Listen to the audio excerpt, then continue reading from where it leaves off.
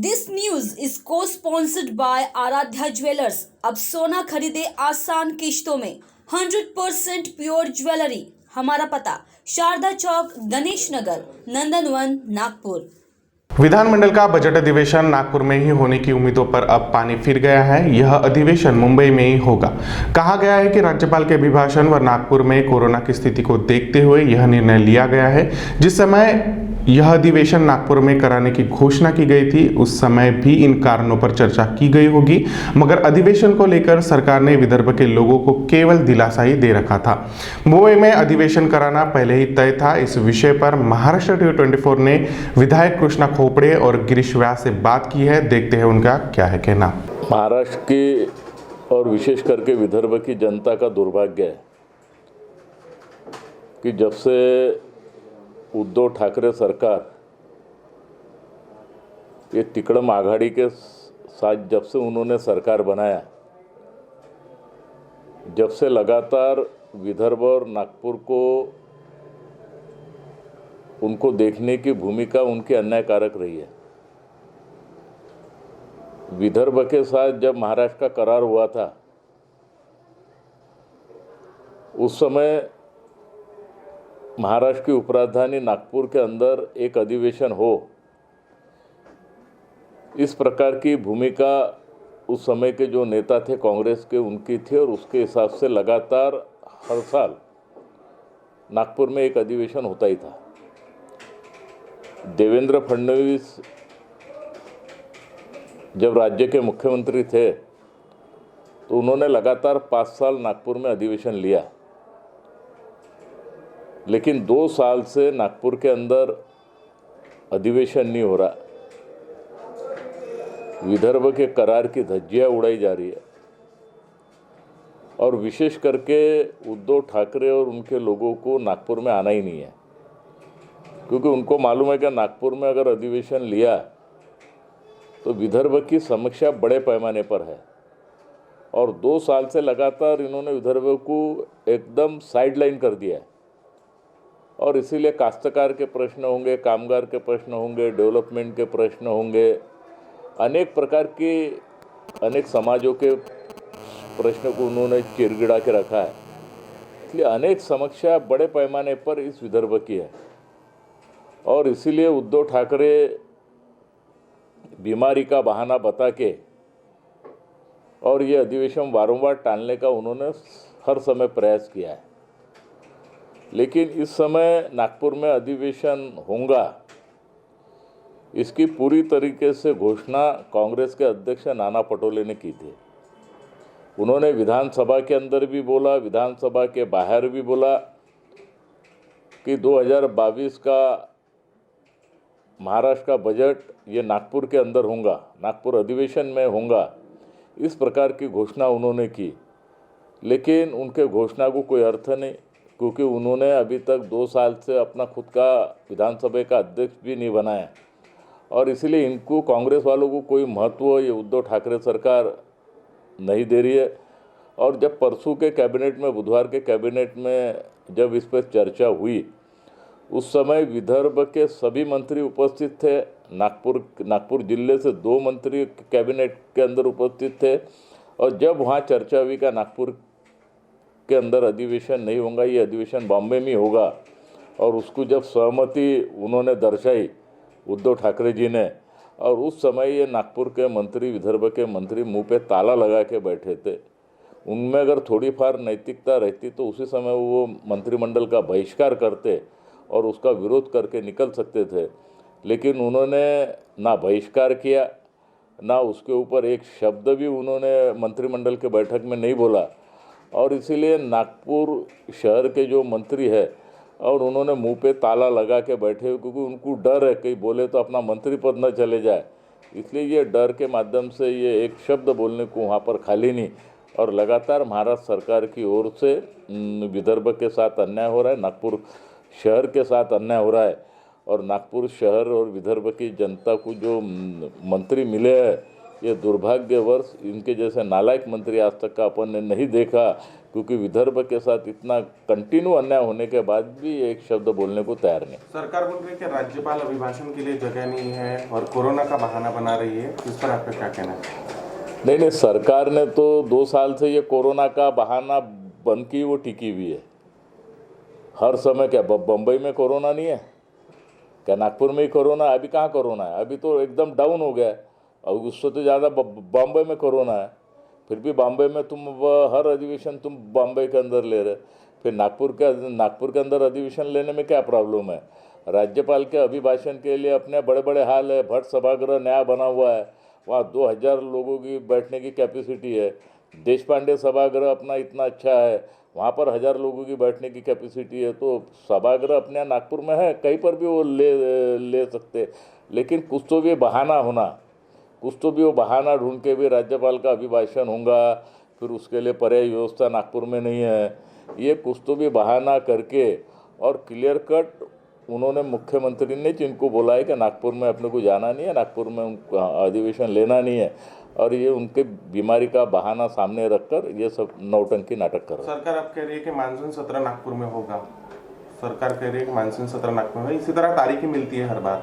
नहीं, 2 साल से तो हम देख रहे हैं, क्योंकि जब अधिवेशन होता है तो जब आखिरी का दिन समापन का होता है, उस दिन कहाँ पर अधिवेशन होगा, विधानसभा के अंदर विधानसभा का अध्यक्ष जो रहता है उसकी घोषणा करता है। और 2 साल से यही अपन देख रहे हैं कि विधानसभा का अध्यक्ष हर समय नागपुर में अधिवेशन होगा ये वहाँ पर जाहिर करते हैं, और हर साल ये बदलने का काम इनके माध्यम से हर समय हुआ है।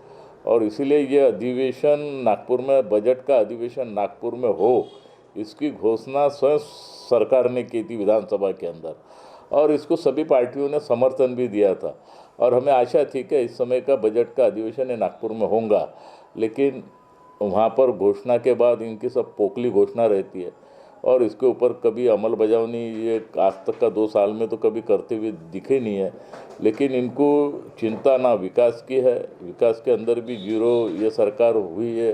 कोरोना में भी इन्होंने लोगों की जान गंवाई, लोगों का परिवार बर्बाद हो गया, उसके ऊपर भी इन्होंने कभी ध्यान नहीं दिया।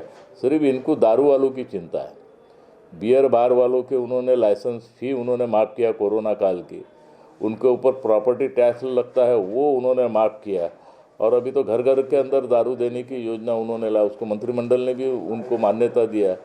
सब जगह किराने की दुकानें वहाँ अभी दारू मिलेंगी, इसलिए महाराष्ट्र को दारू का अड्डा बनाने का उन्होंने निर्णय लिया। उन दारू वालों की चिंता इनको है, बाकी जनता की चिंता नहीं। विरोधक के तौर पर अधिवेशन में आपकी क्या भूमिका रहेगी? नहीं, हम तो हर समय, इस समय तो विरोधी पक्ष इतना तगड़ा है, इतना तगड़ा विरोधी पक्ष है कि इनको जवाब देते देते इनके पसीने छूट रहे, और इसीलिए ये अधिवेशन पहले 15 दिन का हर अधिवेशन होता था, और बजट का अधिवेशन कम से कम 1.5 महीने का होता था, और ये सभी अधिवेशन को ये कट मार रहे, कभी 2 दिन का होता है, कभी 3 दिन का होगा। ये भी बजट का अधिवेशन शायद ज़्यादा से ज़्यादा 3 दिन के ऊपर का नहीं होगा।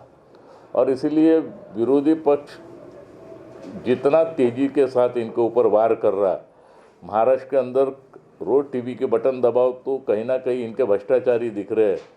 किरीट सोमैया ने अनेक प्रकार के भ्रष्टाचार खोले, अनेक प्रकार की तकरारें उन्होंने की, अनेक लोग अभी जेल में है, कोई जेल में जाने की तैयारी में है। लेकिन ये अधिवेशन लेने का जो विषय रहता है ये महाराष्ट्र की जनता का विषय रहता है, महाराष्ट्र के अन्य प्रश्न भी बड़े पैमाने पर रहते हैं, और इसीलिए इन्होंने जिस ढंग से अधिवेशन जो 1.5 महीने का, अभी ये बजट का अधिवेशन कम से कम 1.5 महीने का रहता है, ये 2-3 दिन के अंदर निपटाने का प्रयास करेंगे। देखिए, जब से ये आघाड़ी सरकार महाराष्ट्र में स्थापित हुई है तब से जनता के प्रश्नों पर ज़्यादा गंभीर नहीं है, ये दिखता है। कोई भी विधानसभा का अधिवेशन ये स्थानीय सारे विधायकों के पूरे राज्य भर का एक ऐसा स्थान होता है जहाँ वो विविध समस्याएं अपने रखते हैं, अपने प्रश्न रखते हैं, और उनको सुलझाने का, उनका समाधान करने का प्रयास ये सारे विधायक उसमें करते हैं। पर गत अनेक ये जो अधिवेशन हुए, इन सारे अधिवेशनों की जो बम्बई में हुए उनका कार्यकाल 8 दिन के ऊपर का कहीं रहा नहीं, कहीं तो 3 दिन में समाप्त करने पड़े। इस सरकार ने कोरोना का आधार लिया, पर मुंबई में कोरोना है और नागपुर में कोरोना है, पूरे देश में और पूरे सारे देशों के अंदर कोरोना था। तो कोरोना से डरकर जब मुंबई में आपने अधिवेशन लिया तो अधिवेशन नागपुर में सारे नियमों के साथ क्यों नहीं हो सकता था? ये मेरा माननीय मुख्यमंत्री जी को सवाल है।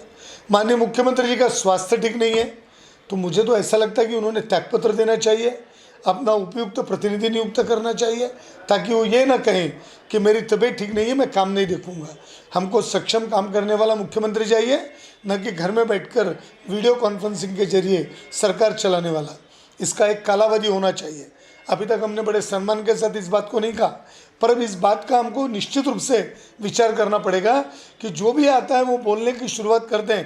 तो मैं चाहता हूं कि मुख्यमंत्री अपने पद को छोड़ें, विदर्भ के साथ न्याय करें, और अगर दम है तो विदर्भ में आकर अधिवेशन करें, यहाँ के विदर्भ के प्रश्नों को, यहाँ की समस्याओं को वो सुलझाने का प्रयास करें। हमारा अधिकार है विदर्भ वासियों का। ये अधिवेशन का एक करार हुआ था कि विदर्भ के अंदर शीतकालीन अधिवेशन होगा, फिर वो बार बार मुंबई क्यों किया जा रहा है? ये हमारा सवाल है। यहाँ का वातावरण अच्छा है, यहाँ मुंबई से कम प्रदूषण है, यहाँ पर हम सारे नियमों को रोक सकते हैं और सारी व्यवस्था यहाँ पर अच्छी है। और पिछले अधिवेशन में क्या हुआ? माननीय मुख्यमंत्री जी तो आए ही नहीं, वीडियो कॉन्फ्रेंस में भी नहीं थे, तो अजीत दादा पवार उप मुख्यमंत्री चला रहे थे, सारे मंत्री थे। तो अगर वो नागपुर में आने से डरते हैं मुख्यमंत्री, तो इनको भेज देना चाहिए। पर जनता के साथ अन्याय क्यों, ये उन्होंने जनता को बताना चाहिए। बम्बई में अधिवेशन बुलाने का जो भी एक नियम होगा, वो नियम के अंतर्गत नागपुर का अधिवेशन विदर्भ के लिए, उपराजधानी के शहर को इस प्रकार से टालना, ये दुर्भाग्यपूर्ण है। ये आघाड़ी सरकार का षड्यंत्र है, ये अन्याय है। वो नागपुर में आने से घबराते हैं, यही हम इस बारे में कह सकते हैं। विदर्भ में कई बड़े नेता हैं, नाना पटोले हो या वडेट्टीवार, फिर भी जो है विदर्भवासियों को न्याय नहीं मिल पा रहा है। ऐसे में आपका क्या कहना है? देखिए, नाना पटोले के बारे में तो कहना उचित नहीं है। वो एक राष्ट्रीय पक्ष के प्रदेश के अध्यक्ष हैं, उनको अपनी मर्यादा का सम्मान नहीं है, मर्यादा का ध्यान नहीं है। जो काम करना चाहिए वो न करते, उठपटांग बातें वे करते रहते हैं मीडिया में, और उसको तवज्जो मिलती रहती है। और इसका कारण है कि उनको बाकी विदर्भ के समस्याओं के साथ कहीं पर भी उनका समाधान करने का मन नहीं है। वो केवल लाइमलाइट में बना रहना चाहते हैं। वडेट्टीवार ओबीसी के नेतृत्व के बाहर नहीं निकलते, विदर्भ से उनका कोई लेन देना नहीं। शायद वडेट्टीवार जी को मुंबई ज़्यादा प्यारा होने लगा है, वो मुंबई पे ज़्यादा ध्यान देते हैं। वो विदर्भ के किसी भी बातों पर, या ये अधिवेशन विदर्भ में होना चाहिए, इस बारे में यहाँ के मंत्री आग्रही नहीं है। यहाँ सुनील जी केदार हैं, यहाँ नितिन जी राउत हैं, यहाँ के गृह मंत्री अनिल देशमुख थे, जो आज किसी प्रकरण के अंदर जेल में। इन सारे विधायकों ने अगर तय किया कि नागपुर में अधिवेशन होना ही चाहिए, तो सरकार को लेना पड़ेगा। तो क्यों नहीं करते ये दबाव? इनका कोई वॉइस इस सरकार में नहीं है। तूती बोलती है अजीत दादा की, तूती बोलती है शरद पवार जी की, तूती बोलती है राष्ट्रवादी कांग्रेस की, जिनका कोई अस्तित्व इस विदर्भ में नहीं है। वो राष्ट्रवादी शिवसेना पर सुपरसीड कर रही है और कांग्रेस नीचे का बैठा हुआ है। बड़ा विचित्र संयोग महाराष्ट्र को देखने को मिल रहा है, और ये दुर्भाग्यपूर्ण संयोग है, ऐसा मुझे लगता है। Lunde Jewelers और Yasho events and entertainment presents Flirty Fave Valentine Party and Mr. and Mrs. 24 Carat Valentine 2022, जहां आप इंजॉय करेंगे एक रोमांटिक शाम जिसमें होगा music, dance, dinner and mocktail. इस रोमांटिक शाम का खूबसूरत वेन्यू है golden farms, Bhandara road, Nagpur. For more details and registration करने के लिए कांटेक्ट करें